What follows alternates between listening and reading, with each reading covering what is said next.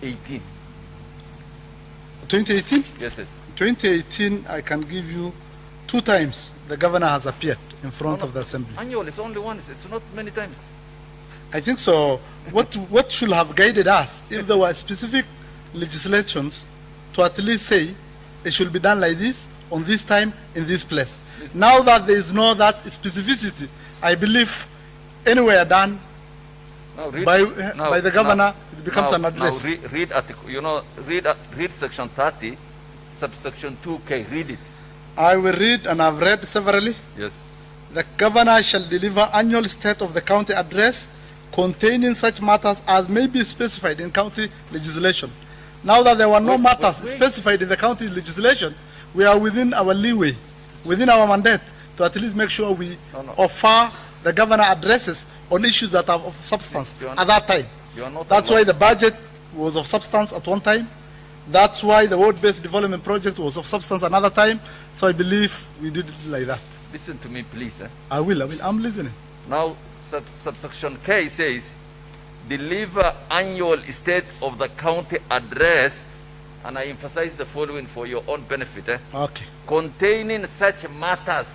It is the content. Agriculture, water, health care, education. Containing such matters as may be specified in a county legislation. Okay. So it is the content that the legislation should define. Yes. Not the venue. Senior Counsel, we want to buy from the very rich wisdom, but I'm not seeing anywhere where venue is specified in this particular act. But if you can really, because of your many years of interactions with the acts and the laws, you can provide, we will really learn from you. Yes, but for now, we are not aware of that. Thank you. Actually, if you look at paragraph 23.1, that's basically you say this allegation is blatantly false, as His Excellency Governor has addressed members of the County Assembly in various locations. Yes. Not necessarily in the County Assembly. Sure. So he has addressed many barazas. I agree with you. Not barazas, specific meetings with the Assembly. Yes, yes. Yes. But he has not given what's called an annual county address. It is relative how we define it, but the jury is out to at least look at it and give more dimension to it. Thank you. Very much. I have no further questions. Any re-examination? This issue of the deployment of Jeff Moria,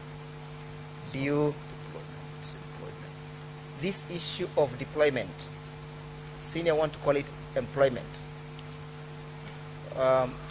was it made with the knowledge of the governor? I believe the governor has only appointed him as an economic advisor. The deployment was done. Upon the realization, did the governor cooperate with the investigating agencies? Yes. Did he cooperate with the court? Yes. There's an issue you wanted to say that you negate. Do you recall? Maybe remind me. It was about the 4 and 6 issues of the movements of these officers. Yes. What did you want to indicate? Just wanted to put to perspective, as has been highlighted by our senior counsel, the reshuffles were only 4 times. Yes. There were not 6. And I believe Section 45(5) of the County Government Act give the governor the mandate to do so. And there's not state the specific number of times the governor can reassign his chief officers. You were referred to Section 137 of the Public Finance Management Act, you recall? And you said as soon as it's practically possible. Yes? Yes. What did you mean that it is not practically possible as at that time? To my understanding, which might be very different from any other, I feel we have put the establishment of the county budget and economic forum to motion. We started, the governor came into office 2017. By May 2021, we were through with a call for nominees. But again, issues to do with the COVID-19 pandemic has given us. Is that the practicability of the unforeseeable situation the Act is contemplating? Yes, yes. Good. Thank you, witness. Thank you. Okay, thank you. Just hold on. Any senator wants to seek any clarification? Senator Petronila Were.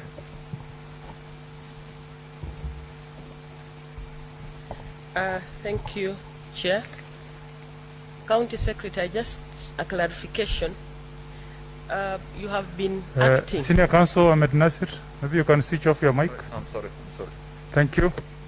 Okay, just a clarification. You have been acting as County Secretary for 3 years. Okay, and the governor has been in power for 3.5 of those years. Why is it so difficult for you to be I agree with you. It is very inordinately long, but there was a case in court, which was just determined the other day. Okay. And immediately that was determined, the governor has confirmed my appointment, and it has been taken to the assembly. So my confirmation to the position is before the County Assembly of Wajir. So it was the court that has really made it inordinately long for it to be done. Okay. Secondly, you say that the county government has not set up the county budget and economic forum because of COVID. So is it that this has not been set up 2020 when COVID hit, or that you have not had this from 2017? Just confirm for us that we do not have from 2017. So it's not COVID that has prevented you maybe from the setting first this bit, up. but then when we wanted to start the process, as we speak, we have the concerned Department of Finance have prepared the TOR. We have made the call for the nominations from the different non-state actors. But when we're in the process is when we saw, because of COVID, we might not proceed, and we give a lot of priority to the other. I agree with you, before the COVID, we have not done it. Thank you. Senator Uta. Thank you, Chair. Chair, I just wanted to ask, seek clarification from the County Secretary whether Wajir County Government do hold what we call cabinet meetings. And in those meetings, have they ever discussed the appointment of officers as the agenda? We have not discussed. Who cares? Thank you, Honorable Senator. We hold very regularly cabinet meetings, and minutes are available. Some of them are even sampled into the annexures, maybe with the support of the yes.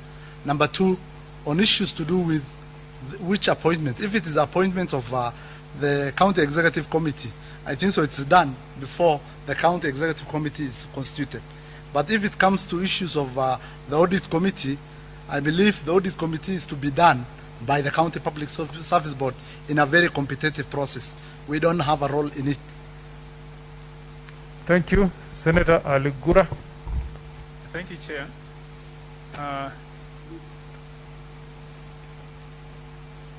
There's this issue of the state of county address.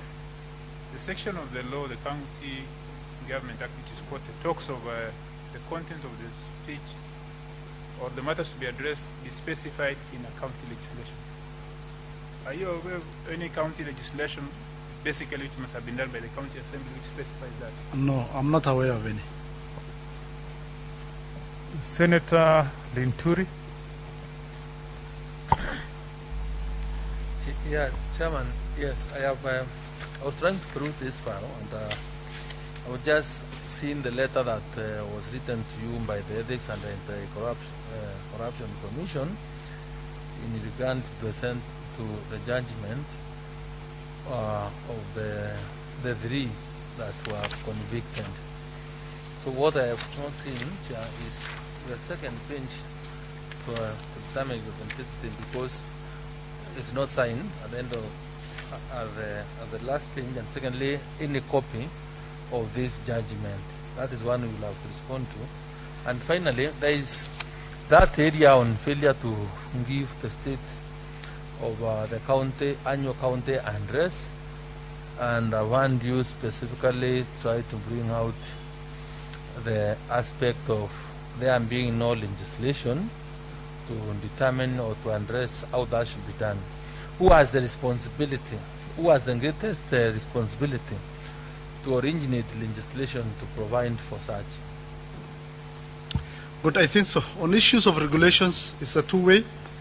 The executive can initiate, the assembly can also initiate. It is an oversight on our part. We have not initiated. These are part of the learning areas we can learn from here. On the issue of that other page, which is not there, I'm sure it's available. Within the day, we can provide. Thank you. Okay, any other senator? Oh, yes, Senator Gidiomi. Thank you, Chair. Chair, we have been told that Jeff was recruited and the appointment letter was signed by the governor himself. Jeff was later interdicted on half salary, and he was accused of abuse of office. And by the time he was being accused, there was a loss of over 100 million, a substantial loss. Can we know from the witness whether this case, his case was concluded? And if it was concluded, what was the decision of the court? The case has been concluded and determined. The accused, the three of them were charged, were convicted with either four years in prison or a fine of 800,000. So once the conviction happens as per the Economic Crimes Act, the people have to be laid off, suspended until there is a determination from an appeal court. Who and who was convicted? And Jeff Moria, together with the former county secretary, whose position I've been acting, and the county executive committee member finance. Thank you. Any other question? Since there is none. Good. I think that is it for you. Thank you, Chair. I appreciate Yeah. the opportunity. Asante sana. It's now 1:30. We need to break for lunch. Can we say instead of 1 hour we do 45 minutes? We come back by 2:15. Can try 2:15. Okay, so we'll resume at 2:15. Thank you.